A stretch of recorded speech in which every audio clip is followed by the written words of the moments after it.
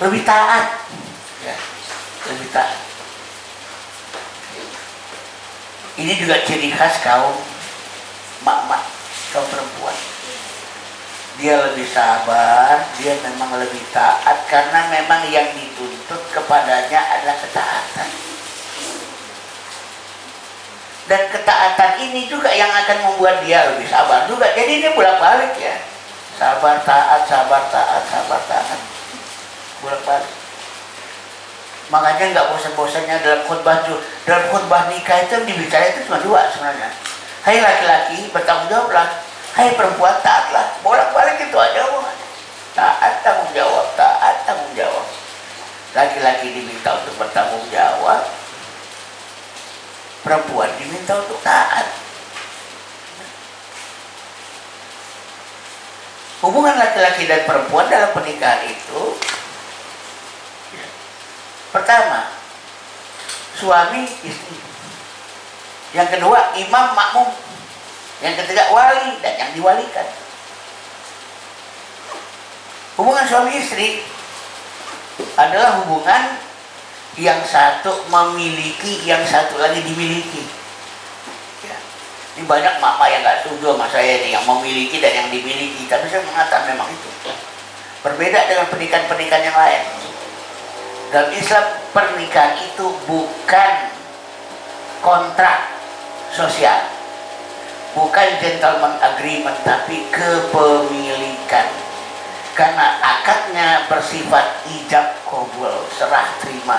Makanya yang berakad bukan laki-laki dengan perempuan, tapi laki-laki dengan walinya perempuan.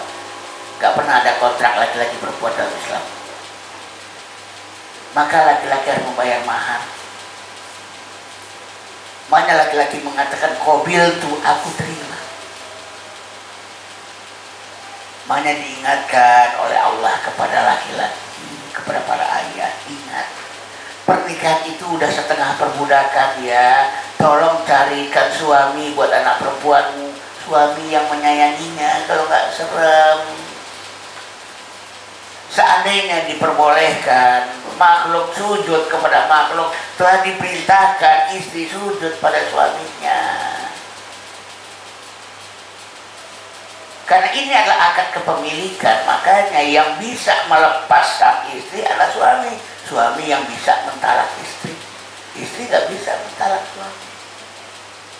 Kalau istri yang bisa dia lakukan adalah gugat cerai dengan membayar uang tebusan, namanya iwak. Ya, membayar iwak. Karena ini transaksi jual beli. Setelah pernikahan terjadi, you are mine. Kamu itu milikku. Gak mudah itu. Artinya apa? Ketika kamu menyakiti istrimu, berarti kamu sedang menyakiti dirimu sendiri. Ketika kamu membahagiakan istri, kamu sedang membahagiakan dirimu sendiri.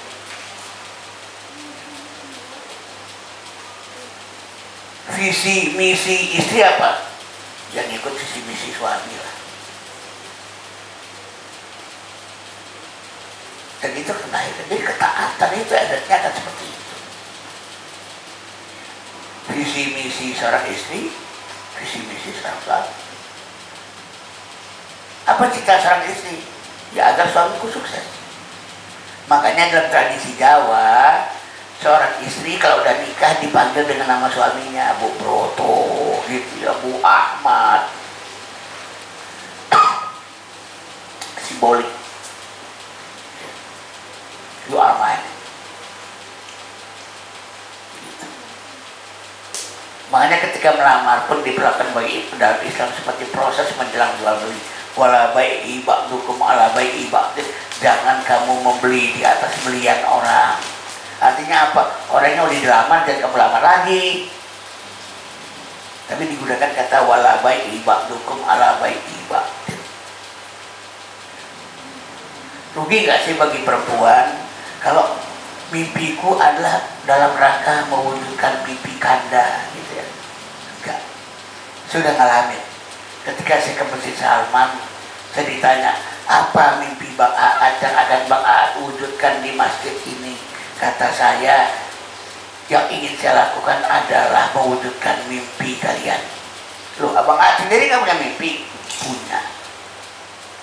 Tapi cita-citaku ke masjid ini untuk mewujudkan mimpi kalian, bukan mewujudkan mimpiku. Kok bisa gitu Bang Ad? Ya saya belajar dari kisah Nabi Yusuf. Mimpi Yusuf justru terwujud ketika Yusuf sedang asik mewujudkan mimpi raja. Yusuf punya mimpi. 11 bintang, bulan dan matahari sujud kepadanya. Tapi suatu ketika raja punya mimpi. Raja Yusuf kemudian dikeluarkan dari penjara untuk mewujudkan mimpi raja. Pada saat Yusuf sedang asik mewujudkan mimpi raja, itulah mimpi Yusuf terwujud. Ketika ayah bunda dan saudara-saudaranya datang ke Mesir minta gandum, saat itulah mereka akhirnya sujud pada Yusuf. Yusuf udah gak peduli sama mimpinya, dia udah lupa. Saat dia sedang mewujudkan mimpi raja, itulah mimpi Yusuf terwujud.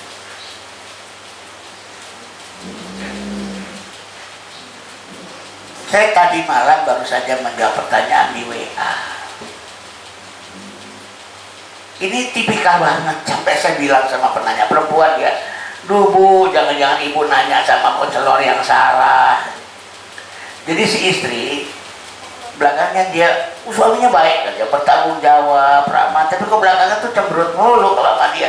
Dan dia sedih kalau isinya, suaminya lagi nonton TV bisa ketawa-tawa begitu melihat isinya, langsung asem. Langsung. Dan rupanya untung ya saya menyelesaikan masalah tadi malam sederhana ya. Dan saya menyelesaikannya lewat ini aja, lewat WA ya, tipes tadi malam. Untungnya suaminya mampu menyebutkan alasannya dengan jujur dan akurat. Fitrah kelelakianku terluka karena kamu lebih maju daripada aku. Penghasilan kamu lebih besar, reputasi ilmiah kamu lebih bagus, bahkan mau dapat fellowship ya. Dia gak nyaman sebagai laki-laki. Dan terakhir isinya tuh baik, uangnya tuh banyak, dan dia ingin uangnya itu, yuk kita naik haji pakai uangku. Ini suaminya bukan tambah senang, tambah cemberut. Udahlah kamu pergi dulu aja lah ya, aku gak nyaman sebagai laki-laki. Nah di antara jawaban saya adalah Bu, maha benar ajaran Islam itu Bu. Uang yang diraih oleh seorang laki-laki perempuan itu untuk dirinya sendiri. Gak usah bermurah hati lah dibagi ke suami, tambah luka dia nanti. Islam itu benar kok, luka dia nanti, ya luka. Kalau saya yang jadi suami ibu, saya bilang saya akan naik haji Bu, lalu saya akan ngumpet di balik kiswah Ka'bah, gak mau balik lagi, malu sebagai laki-laki. Gak usah lah Bu. Mohon maaf ya Bu, saya bilang, ibu mungkin bertanya pada konselor yang keliru, gitu saya bilang. Karena mungkin ibu juga tersinggung dengan jawaban-jawaban saya bilang begitu. Ya, ibu tersinggung mungkin dengan jawaban-jawaban saya. Untungnya suamimu jujur mengatakan fitrahku terluka sebagai laki-laki. Bu, mohon maaf ya Bu, saya bilang, kalau ibu memilih konselor yang salah, karena bagi saya ibu adalah pembajak penghasilan saya. Penghasilan keluarga itu Bu dititipkan kepada rekening laki-laki. Ketika ibu mencarinya ya sudah menyusut yang bisa saya dapatkan. Karena rezeki keluarga itu fix 100%. Kalau ibu berhasil menjemput yang 60% ya sudah. Sebagai laki-laki mau ngapain lagi, saya cuma bisa jemput yang 40%. Bu, ibu pembajak. Lalu saya bilang, mohon maaf ya Bu, ibu bertanya sama konselor yang salah. Kecuali mungkin beda ceritanya kalau suami ibu mungkin ya pemalas gitu ya, gak mau cari duit dan sebagainya. Kalau suami saya pemalas gak mau cari duit dan sebagainya, boleh ya saya cari nafkah. Bukan, saya bilang minta cerai. Ngapain cari nafkah? Lebih pasrah, lebih pasrah. Kepasrahan seorang istri itulah yang membuat dia lentur terhadap cobaan bumi. Kita berhadapan dengan guncangan, paling aman tuh pasrah. Kita membonceng naik motor sama suami, paling enak tuh pasrah. Lemesin tuh badan. Miring ke kiri tuh motor ikut, miring ke kiri, ke kanan tuh motor ikut, miring ke kanan. Perempuan kelebihannya dari situ. Kepasrahannya membuat dia itu mampu mengikuti gelombang hidup lebih baik daripada laki-laki. Karena laki-laki cenderung bereaksi. Itu kesalahannya, bukan memasrahkan dirinya. Sehingga begitu miring ke kiri, dia malah ke kanan. Itu laki-laki.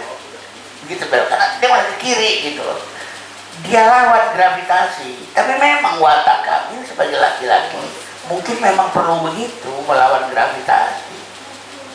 Walaupun seringkali gara-gara melawan gravitasi itu kemudian jadi gak nyaman gitu ya, gak ngikutin alur, gak ngalir gitu. Perempuan itu lebih ngalir, termasuk dalam menghadapi cobaan, musibah, wabah, malapetaka, ujian. Nah lagi-lagi pertanyaannya, kok sekarang enggak ya? Kok malah lebih laki-laki daripada laki-laki? Gitu. Kok lebih melakukan reaksi terhadap aksi?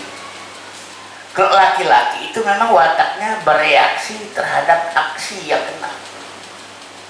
Gitu. Ya sama lah dengan main silat ya. Kalau silat itu kan ada silat yang memang melawan aksi.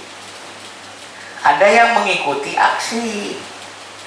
Contoh apa silat yang mengikuti aksi? Silat yang mengikuti aksi itu kayak silat. Ya, emang silat ini di Tiongkok juga dimainkan oleh perempuan ya. Apa namanya? Tai Chi. Ya, Tai Chi. Tai Chi itu kan mengikuti geraknya, mengikuti alur. Ya. Bahkan dia menggunakan tenaga lawan untuk menghadapi lawan. Gitu. Lawan maju dia dorong, dia jadi jatuh lawannya gitu, gak ditangkis. Kalau laki-laki pasti nangkis. Memang masing-masing kita diciptakan dengan cara-cara seperti itu. Laki-laki ditonjok ya dia tangkis, perempuan ditonjok barangkali dia menghindar sedikit, jatuh, dia serang dia. Karena dia juga sadar gak memiliki kekuatan yang besar untuk nangkis. Beda dengan cowok cukup pede untuk nangkis karena dia punya kekuatan sendiri. Perempuan lebih selamat dengan kepasrahannya. Di jalan tol sebenarnya kalau ban pecah, supir perempuan itu lebih selamat daripada supir laki-laki. Kalau yang nyetir itu laki-laki.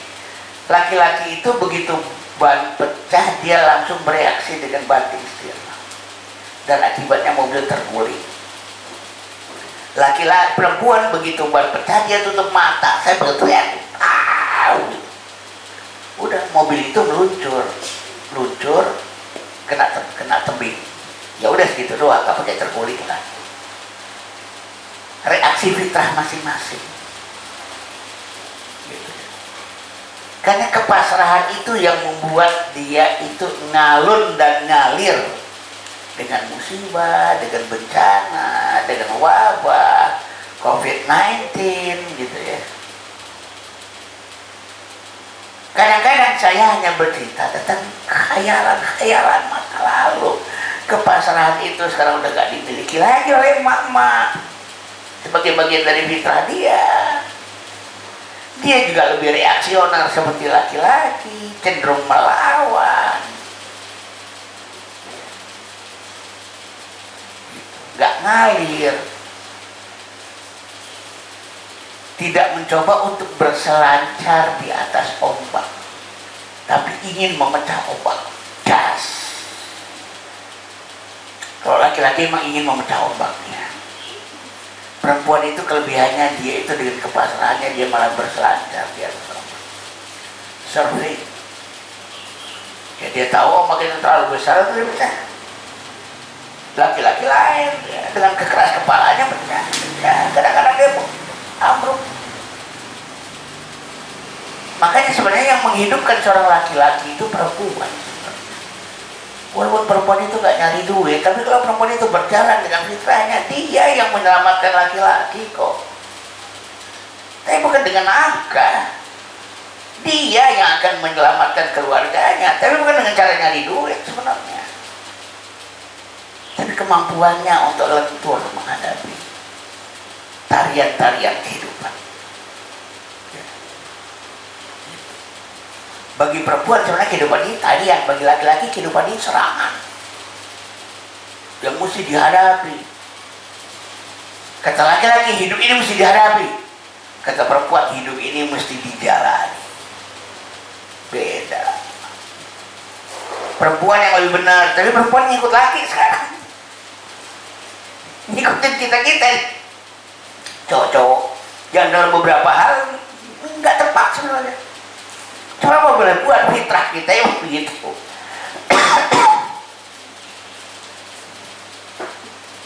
Fitrah laki-laki memang tercipta begitu, karena dalam hidup ini ada yang memang mesti dilawan.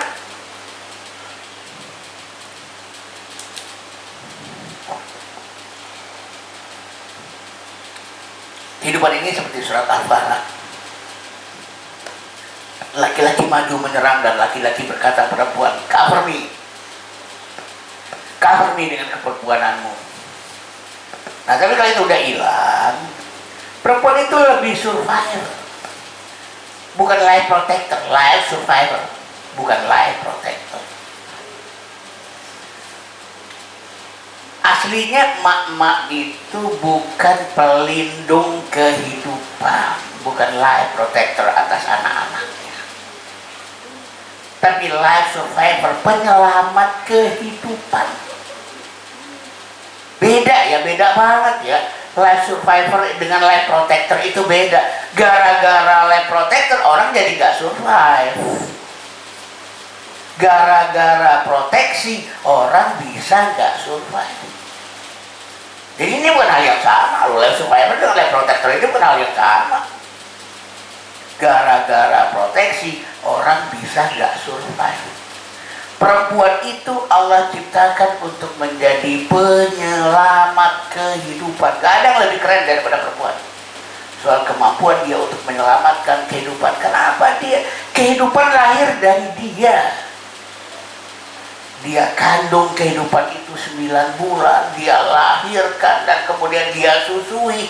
Dia asuh. Dia itu pengasuh kehidupan. Kenapa sekarang tiba-tiba berbelok menjadi life protector yang justru bikin gak survive? Anak mau naik sepeda sama teman-temannya, pengen jalan barangkali dari sini ke Tambun bareng-bareng di sepeda, gak boleh dengan alasan proteksi, akibatnya gak survive nanti. Aslinya bunda yang mana? Aslinya bunda itu life survivor, penyelamat hidup ya. Penyelamat hidup, protektor bagian kecil daripada life survivor. Bukan untuk menggantikan, masa yang kecil ini kemudian tinggal itu yang tersisa, yang lain hilang ya. Karena jiwa life survivornya seorang bunda inilah yang kemudian dia mendorong anak-anaknya untuk menjadi survive, dan bagaimana caranya agar survive.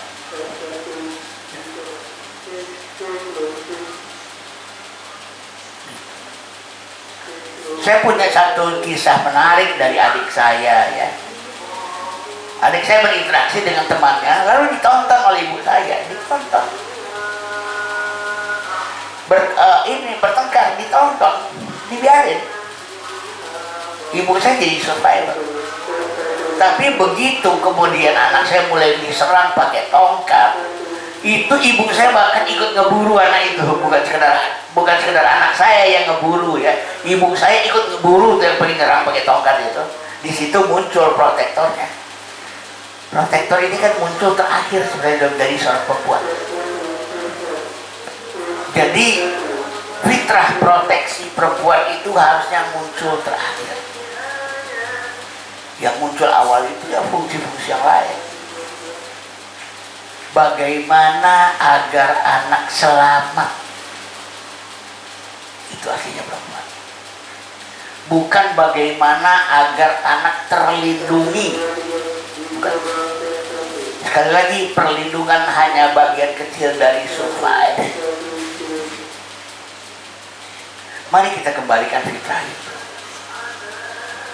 Menjadi survivor kehidupan, menjadi penyelamat kehidupan.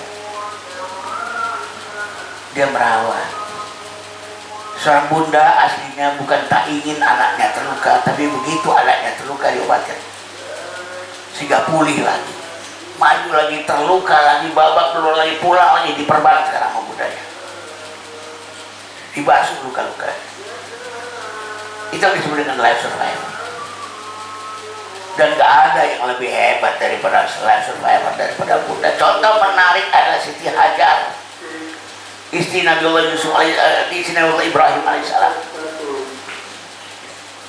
Ditinggal di satu negeri dengan anak bayi, di negeri tanpa tumbuhan.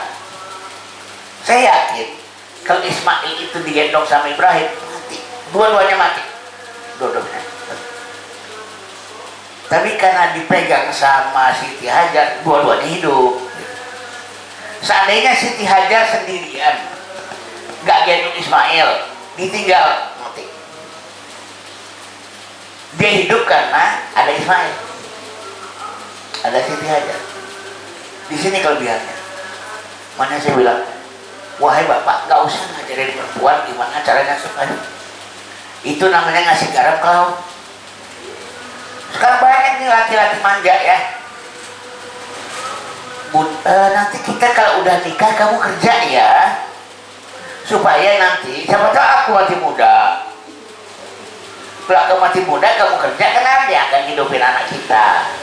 Nah, kalimatnya udah begitu kayaknya. Saya katakan, ayah, manusia itu kalau hidup jangan mikirin mati muda, pikirkan akan hidup selama-lamanya. Ya mali dunia kakak kata insya Allah beramal untuk kalian dunia kalian, bagaikan kalian hidup selama-lamanya. Itu cara berpikirnya. Bahkan Rasulullah mengingatkan, andai besok kiamat, benih yang di tanganku tetap akan aku tanam juga. Padahal dia udah tahu besok kiamat. Itu mentalitas, bukan mentalitas mati muda. Tapi seandainya Anda benar-benar besok mati muda, jangan pernah ngajarin perempuan bagaimana menyelamatkan anak Anda. Dia lebih tahu daripada Anda. Titipkan anak Anda dengan sebaik-baiknya pada istri Anda. Nah, gitu. Karena kalau udah survival, jiwa penyelamat itu akan muncul.